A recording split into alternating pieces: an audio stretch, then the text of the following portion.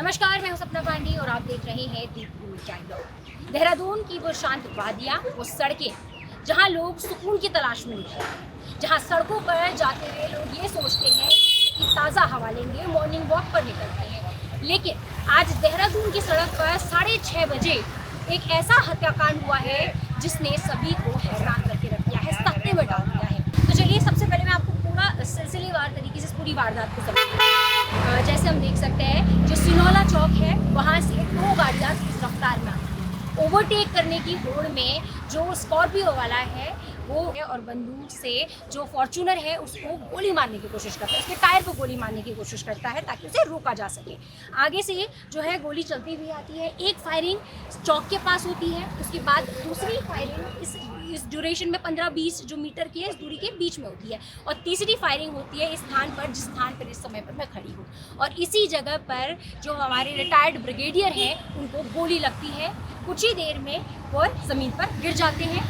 इसके बाद कुछ लोग आसपास तशदीद हैं, उन्हें देखते हैं, उनकी हालत में गोली लगती हुई देखते हैं, तो उसके बाद उन्हें मैक्स अस्पताल पहुंचाया जाता है जहां डॉक्टर ने उन्हें मृत घोषित कर दिया। उसके बाद भी इतनी सब कुछ हो जाने के बाद भी ना वो फॉर्च्यूनर रुकती है ना वो स्कॉर्पियो रुकती है। ये गाड़ी यहाँ से आगे बढ़ती है, एक और बार फायरिंग होती है और आगे जाके जो फॉर्च्यूनर है वो एक जगह पर पेड़ के पास में जाके चौराहे पे टकरा जाती है। तो स्कॉर्पियो वाले हैं वो उतर कर फॉर्च्यूनर वाले के साथ मारपीट करते हैं, उन्हें लहूलुहान कर देते हैं। पूरी वारदात में लॉ एंड ऑर्डर पर भी सवाल उठते हैं, पुलिस की चेकिंग पर भी कई सवाल उठ रहे हैं।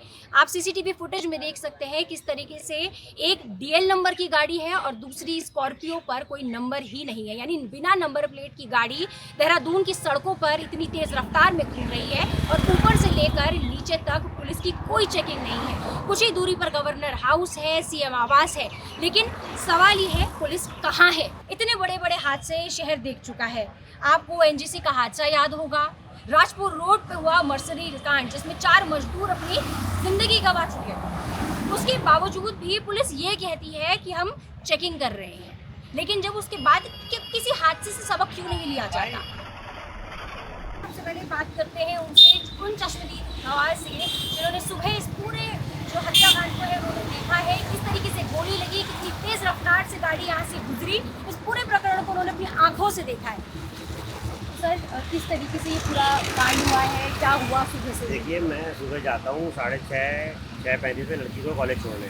ऐसे मैंने यहाँ से बाइक निकाली, बाइक यहाँ पर खड़ी करी तो मैंने देखा कि ऊपर से 2 गाड़ियाँ आई गोली की तरह। वो इतनी स्पीड में आई कि उनका कलर तक नहीं देख सका मैं डर के मारे पीछे हो गया, क्योंकि वो 2 गाड़ियाँ एक साथ जा रही थी। मैंने कहा आगे पीछे नहीं लेंगे, कहीं मेरे को टक्कर न मार दे। मैं अंदर आ गया। अंदर आने के बाद जैसे वो गाड़ी पार हुई, वो बगल में 3 बुजुर्ग जा रहे थे, वो पैदल घूम रहे थे। उनमें से एक बेचारे कुछ सेकंड खड़े रहे, उसके बाद वो गिर गए नीचे।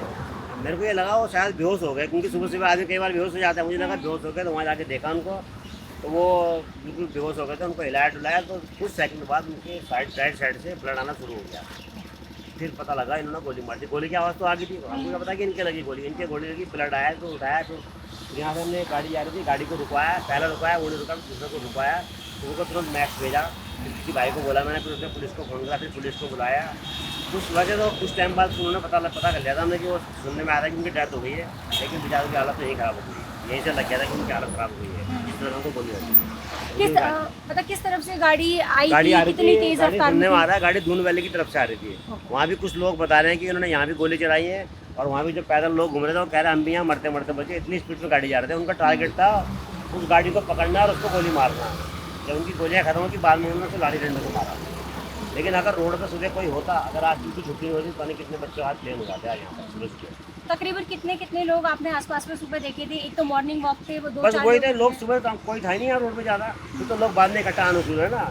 अब मैं भी तो अचानक तभी आ रहा था, जब मैंने लड़की को देखने जा रहा था। मैंने कहा यार कॉलेज छोड़ने जाता हूँ, फिर मैं गया नहीं छोड़ने के लिए कॉलेज आए। अच्छा। सुबह यहाँ पर ऐसी घटना होगी, मैंने कहा यार तो सारा। फिर मैंने अड़ोसी पड़ोसी को बुलाया, मैंने कहा ऐसा हो गया। फिर उनको हॉस्पिटल भिजवाया, उसके बाद ऐसे लगा रहा सुबह से क्या करते हैं। तो और दिन कितना पुलिस की गश्त आपको यहाँ देखने को मिलती है? किस तरह पुलिस आम चरण से रूटीन चेकिंग के लिए आती है? पुलिस का तो मामला जो उत्तराखंड के अंदर 0 है। अगर रूटीन वाली बात करें तो 0 है, उसके बारे में बात करनी है। तो हमको क्या होता है, आप लोगों को पता है। देखिए तो आप लोग जैसे वो पीआईडी का जवान मार दिया क्या, जब पुलिस तरीके जब उन्हीं के अंडर में आदमी मर रहा है, तो वो तो बात करना बेकार है पुलिस की।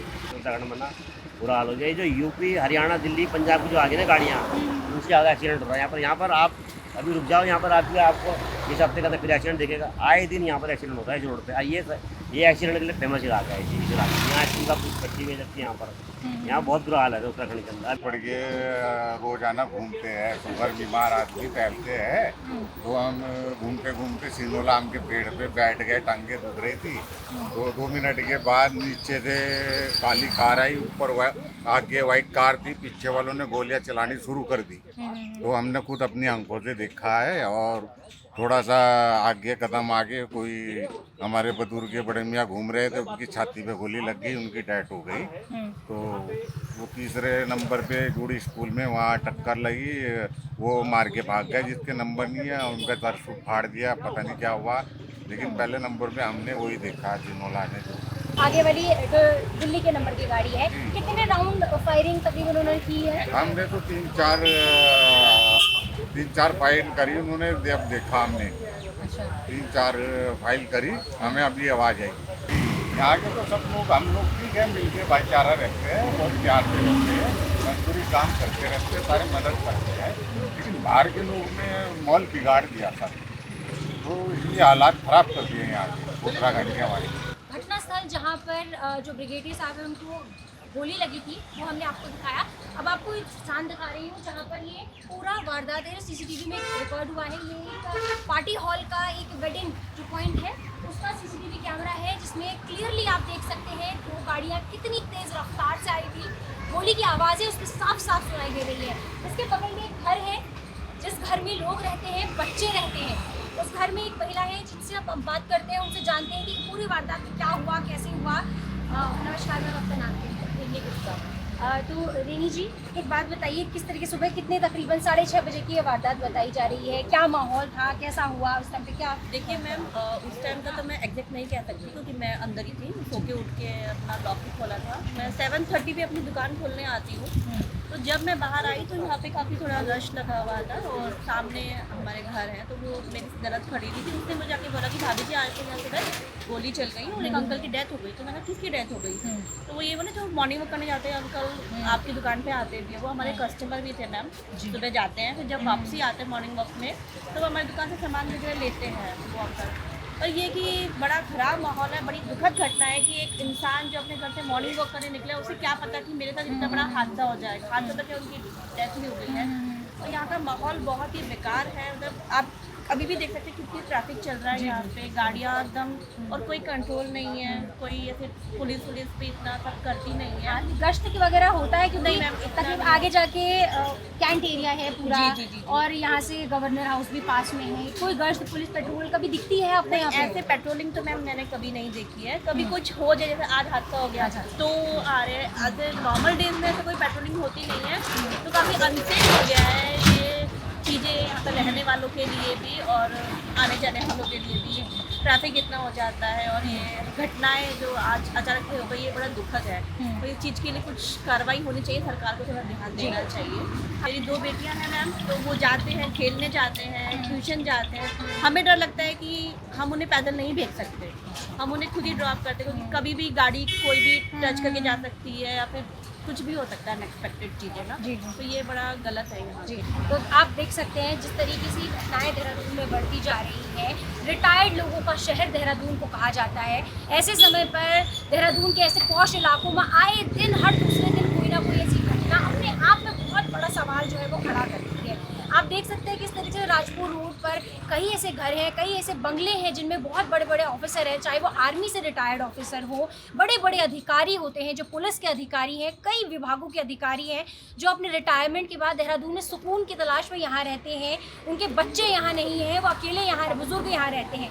ऐसे समय पर जब सड़कों में वो ये सोच के निकलते हैं कि आज सुबह मॉर्निंग वॉक है, अलग अलग पेशेंट होते हैं, बीमार होते हैं, जब वो सड़कों पर निकलते हैं ये सोचकर ताज़ी हवा में सांस लेंगे, लेकिन इस समय पर ऐसी घटनाएं हो जाती हैं। बेकसूर लोग अपनी ज़िंदगी खो देते हैं किसी और की गलती की वजह से, किसी और की लापरवाही की वजह से, उस प्रशासन की लापरवाही की वजह से। जो प्रशासन ऐसे लोगों पर लगाम लगाने में बिल्कुल ही विफल साबित हुआ है, वो बिल्कुल उन लोगों पर लगाम नहीं लगा पा रहा है।